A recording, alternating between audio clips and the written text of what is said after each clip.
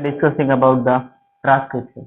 Transcription का मतलब क्या होता है, आपने जो डीएनए था उसका रेप्लिकेशन पढ़ चुके, उसके बाद जो सेकंड प्रोसेस है वो ट्रांसक्रिप्शन आता है। ट्रांसक्रिप्शन का मतलब ये है कि अपने पास डीएनए होगा और उस डीएनए से क्या बनाएंगे आप, आरएनए का एक स्ट्रैंड बना देंगे। इसी प्रोसेस को आप क्या बोलते हैं, ट्रांसक्रिप्शन बोलते हैं। अब लेके चलते हैं अपने पास, जैसे ये डीएनए का दो स्ट्रैंड है, डबल स्ट्रैंडेड डीएनए है अपने पास में। इनमें से मैंने एक को नाम दिया है टेम्पलेट स्ट्रैंड, या जिसको बोलते हैं नॉन कोडिंग स्ट्रैंड। दूसरा होता है नॉन टेम्पलेट स्ट्रैंड, जिसको आप क्या बोलते हैं, कोडिंग स्ट्रैंड। ये याद रखना, जो नॉन टेम्पलेट होगा उसको कोडिंग स्ट्रैंड बोलेंगे और जो टेम्पलेट स्ट्रैंड होगा उसको नॉन कोडिंग स्ट्रैंड बोला जाता है। अब ये टेम्पलेट स्ट्रैंड इसको नाम क्यों दिया है, क्योंकि ये जो स्ट्रैंड है ये क्या बनाएगा अपने पास में, एक एमआरएनए का स्ट्रैंड बनाएगा। ये आप हमेशा याद रखना, जो डीएनए के दो स्ट्रैंड हैं, जिसकी एक की पोलरिटी है थर्ड एंड से लेकर के फिफ्थ एंड और दूसरे की है फिफ्थ एंड से लेकर के थर्ड एंड, इन दो स्ट्रैंड में से कोई एक स्ट्रैंड ही क्या करेगा, एमआरएनए का एक नया स्ट्रैंड बनाएगा। सिर्फ एक स्ट्रैंड ही एमआरएनए बनाएगा। ऐसा क्यों कि सिर्फ एक ही स्ट्रैंड एमआरएनए बनाएगा? ऐसा इसलिए एनसीईआरटी में भी क्वेश्चन पूछा गया है, why both strand can not form RNA strand. इसका सबसे पहला रीजन कि अगर ये दोनों के दोनों स्ट्रैंड, मान लेते हैं जैसे कि इसने अपना कॉम्प्लीमेंट्री एक एमआरएनए का स्ट्रैंड बना लिया, अगर ये नीचे वाला जो कोडिंग स्ट्रैंड है ये भी अपने साथ एक और जो है एमआरएनए बना लेगा, मतलब आरएनए का स्ट्रैंड बना लेगा, तो ये दोनों के दोनों क्या बना लेंगे, एक डबल स्ट्रैंडेड आरएनए। मतलब if both strand make RNA, अगर ये दोनों के दोनों स्ट्रैंड आरएनए बनाएंगे तो हमारे पास में एक डबल स्ट्रैंडेड आरएनए बन जाएगा। और डबल स्ट्रैंडेड आरएनए कभी भी प्रोटीन नहीं बनाता, प्रोटीन नहीं बनाएगा। इसका मतलब जो ट्रांसक्रिप्शन के बाद की प्रोसेस होती है ट्रांसलेशन, वो क्या हो जाएगी, ब्लॉक हो जाएगी, प्रोटीन नहीं बनेंगे।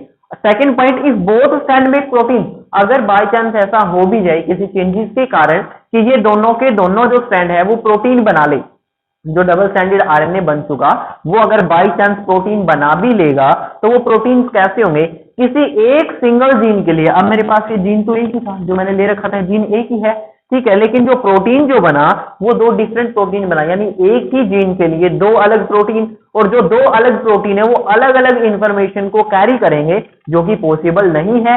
जो दोनों की इंफॉर्मेशन है वो दोनों की दोनों इंफॉर्मेशन अलग अलग होगी, तो एक इंफॉर्मेशन सही हो सकती है और एक गलत हो सकती है। हाँ, तो अपन ये डीएनए के दो स्ट्रैंड ले लिए। ये जो बीच वाला पार्ट है इसको आप बोलते हैं स्ट्रक्चरल जीन। ये स्ट्रक्चरल जीन क्या होता है? स्ट्रक्चरल जीन का मतलब ये है कि जीन का वो फंक्शनल पार्ट जो कि एक एमआरएनए का क्या बना दे, अपने पास कंप्लीट स्ट्रैंड बना दे, उसको बोलते हैं आप structural gene. The part of gene which make a complete strand of mRNA, जो एमआरएनए का कंप्लीट स्ट्रैंड बना देगा उसको आप क्या बोलते हैं, स्ट्रक्चरल जीन। ये जो ट्रांसक्रिप्शन है इसके लिए अपने को क्या चाहिए, एक एंजाइम चाहिए। जैसे कि अपने रेप्लिकेशन में एंजाइम यूज किया था, डीएनए डिपेंडेंट डीएनए पॉलीमरेज, क्योंकि वहां अपने पास डीएनए का एक स्ट्रैंड था और हमें दूसरे स्ट्रैंड को क्या करवाना था, पॉलीमराइज करवाना था। लेकिन यहां इस एंजाइम को नाम दे रहे हैं DNA dependent RNA polymerase. DNA dependent, हमारे पास ये एक डीएनए का स्ट्रैंड होगा तो ये जो आरएनए पॉलीमरेज है क्या कर देगा, आरएनए का एक पॉलीमराइजेशन कर देगा। मतलब जो एमआरएनए बनेगा इसका क्या हो रहा है, पॉलीमराइजेशन। तो आपने लिख दिया आरएनए पॉलीमरेज किसके साथ मिलके, डीएनए के साथ मिलके। तो इस एंजाइम का नाम रखते हैं डीएनए डिपेंडेंट, क्योंकि डीएनए के स्ट्रैंड से क्या बनाएगा, आरएनए। तो अपन लिख देते हैं आरएनए पॉलीमरेज। ये जो एंजाइम है ये कहता है कि मेरे को काम करने के लिए ना कुछ चीजों की जरूरत है। ये क्या मांगेगा, ये कहता है कि मेरे को प्रमोटर चाहिए। प्रमोटर का मतलब ये है कि जहां से ट्रांसक्रिप्शन का प्रोसेस क्या होता है, स्टार्ट होता है। मान लेते हैं हमारे पास ये क्या है, ये जो मैंने आर लिखा है ये है डीएनए डिपेंडेंट आरएनए पॉलीमरेज। इसको काम करने के लिए इस प्रमोटर में जाना पड़ेगा, मतलब यहां से इसको जो ट्रांसक्रिप्शन का प्रोसेस है वो स्टार्ट करना पड़ेगा। लेकिन ये कहता है मैं इस प्रमोटर के अंदर घुस नहीं पा रहा, तो इसको घुसाने के लिए आप क्या लेके आते हैं, एक सिग्मा लेके आते हैं। ये जो सिग्मा होता है ये इस आर के साथ में अटैच हो जाएगा, ये दोनों के दोनों क्या हो गया, आपस में अटैच हो गई यहाँ, ये सिग्मा और आर। अब ये सिग्मा इस आर को यहाँ डिलीवर कर देगा और डिलीवर करने के बाद में ये एक एमआरएनए का क्या बना देगा, स्ट्रैंड। जैसे मैंने ऊपर ले रखा है स्ट्रक्चरल जीन, मतलब हमारे पास अगर ए है तो ये एमआरएनए का यू बन जाएगा। हमें पता है कि जो डीएनए है वहां थायमीन की जगह क्या प्रेजेंट होता है, यूरेसिल प्रेजेंट होता है, और जो यूरेसिल है वो एडेनिन के साथ में कोड करेगा। तो जो एडेनाइन है उसका कोड कौन करेगा, यूरेसिल करेगा, थायमीन के साथ में एडेनिन करेगा, साइटोसिन के साथ में ऐसे ग्वानिन करेगा। तो इस तरीके से आप एक कंप्लीट स्टैंड बना देते हैं एमआरएनए का। ये कहता है जब मैं ना यहां तक आ गया, मतलब लास्ट तक आ गया, इसने एमआरएनए का एक कंप्लीट स्टैंड बना दिया, तो अब इसको क्या करना है, टर्मिनेशन करना है, जो ट्रांसक्रिप्शन का प्रोसेस है उसको स्टॉप करना है। तो ये कहता है भाई मैं अब अकेला स्टॉप भी नहीं कर सकता, अब स्टॉप नहीं कर सकता, तो इसको क्या चाहिएगा, एक फैक्टर चाहिएगा, और उस फैक्टर को आप क्या बोलते हैं, रो बोलते हैं, RH O। ये जो रो होता है, रो का मतलब रोकना, ये ट्रांसक्रिप्शन के प्रोसेस को क्या करने का काम करेगा, रोकने का काम करेगा। इसको आप इससे डिनोट करते हैं रो को। तो ये जो रो है ये भी अब R के साथ में कंबाइन हो जाएगा और R को क्या कर देगा, इस mRNA के स्ट्रैंड से हटा देगा। अब हमारे पास में ये mRNA का स्ट्रैंड जो है ये बन के तैयार हो गया। मान लेते हैं हमारे पास में अब ये एक mRNA का क्या है हमारे पास में स्ट्रैंड, हमारे पास ये mRNA बन के तैयार हो जाता है। अब आप बात करेंगे सिर्फ प्रोकैरियोटिक सेल की, बैक्टीरियल सेल की। जो यूकैरियोटिक सेल की बात होगी वो आगे करेंगे, इतना सभी में सेम होता है। अब ये mRNA अपने पास बन चुका, ये स्टैंड बन चुका।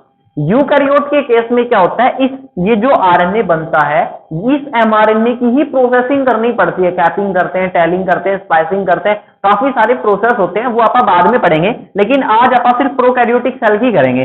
तो ये जो mRNA बन गया, अगर मैं बात करूं बैक्टीरियल सेल की, तो बैक्टीरियल सेल के अंदर जो है वो न्यूक्लियस नहीं होता।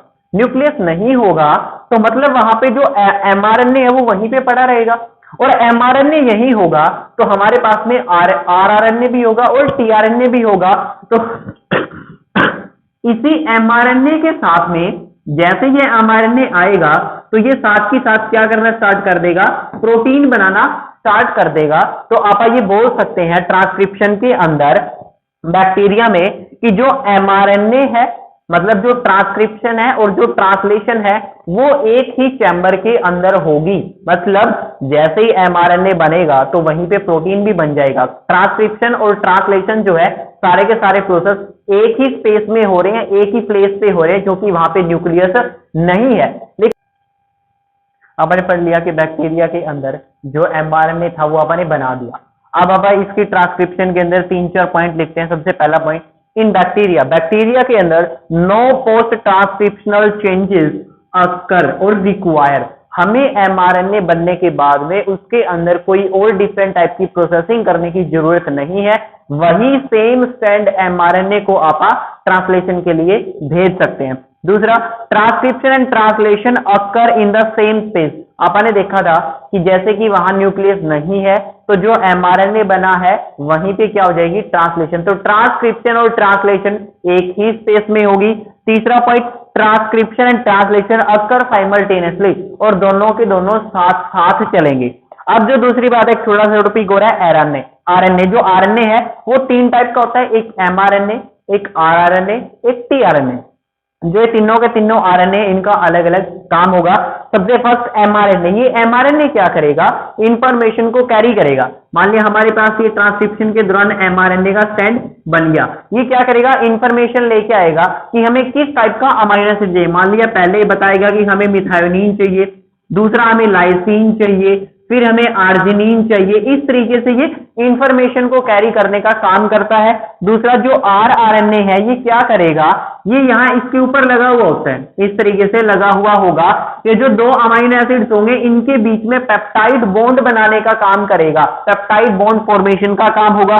तीसरा जो tRNA है, ये जो mRNA के पास जो ये अमीनो एसिड लेके आएगा वो काम कौन करेगा, tRNA करता है। tRNA कहाँ जाएगा, साइटोप्लाज्म में, वहां से अमीनो एसिड को ढूंढ के लाएगा और इस mRNA के ऊपर रख देगा।